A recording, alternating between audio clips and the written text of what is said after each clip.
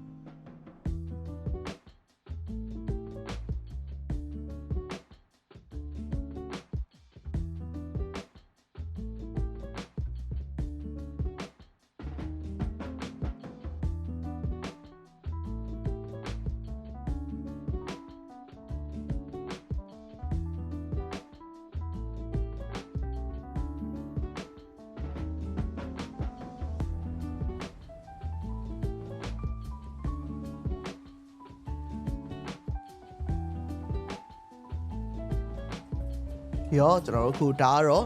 ကျွန်တော်ရဲ့ DJI ရဲ့ testing လေးပဲဖြစ်ပါတယ်ပါဝင်တဲ့ပစ္စည်းတွေကခုနမြင်ရတဲ့အတိုင်းပဲဘူးထဲမှာသူက creator combo ဆိုတဲ့အတိုင်းပဲ creator တွေသုံးတဲ့ကျွန်တော် mic တွေပါမယ်ပြီးတော့ကျွန်တော်တို့ stand ပါမယ်ပြီးတော့ battery pack တွေပါမယ်ဒါတွေပေါ့နော်အကုန်ပြည့်စုံရှိမယ်နည်းနည်းလေးတော့ခုနကျွန်တော် video test လေးလုပ်ထားတယ်နည်းနည်းလေးတော့ I feel like little bit hot like နည်းနည်း heat လေးနည်းနည်းတော့တက်တယ်လို့ထင်တယ်ပဲ heat လေးနည်းနည်းလေးညနေကျွန်တော်လက်ကတက်တာ I mean ကျွန်တော်လက်ကနိုးရအပူရှိတော့I'm not sure နည်းနည်းလေးတော့ heat လေးနည်းနည်းရှိရပဲအဲ့တော့နည်းနည်းလက်အပူလေးတော့နည်းနည်းတော့ရှိရပေါ့နော်လက်အပူနီးပါးလောက်ပုံစံမျိုး heat လေးနည်းနည်းလေးတော့ရှိရပေါ့နော်ဒါပေမဲ့တကယ်ကောင်းပါတယ်ခုနကျွန်တော်တို့အဲ့လိုမျိုးလမ်းလျှောက်ပြီးရိုက်ထားသမျှဒီဟိုဗီဒီယိုတွေတကယ်ငြိမ်ကျွန်တော်တို့အခုဒီအပိုင်းဒီမှာကျွန်တော်တို့ mystery ရဲ့content တွေမှာရိုက်နေရဆိုလေကျွန်တော်တို့ Voo ရဲ့ကျွန်တော်တို့ဒီဟိုပေါ့နော် Voo ရဲ့ Osmo Pocket 3နဲ့ပဲရိုက်နေရပါအဲ့တော့တကယ်ကောင်းပါတယ်အခုကျွန်တော်တို့ပစ္စည်းတွေပြောရရင်လုံးဝကျွန်တော်အသားလေးရဆိုလုံးဝ sleek ဖြစ်ပြီးအရင်က version တွေထပ်ပါပို့ပြီးတော့နည်းနည်းလေး material ပိုကောင်းလာလို့ခံစားရတယ်ကျွန်တော်အနေနဲ့ပေါ့နော်ဒီဟိုအရင်တော့ material နည်းနည်း like plastic ပိုဆန်လို့ခံစားရဒါပေမဲ့အခုကကျ fiber သဘောမျိုးခံစားရပြီးတော့ဒီ cover လေးဆိုတော့တော်တော်မာလာအရင်ဟာဆိုပြောနည်းနည်းလေးပြောသလိုခံစားရတူတော့ဟုတ်တယ် pocket တူတော့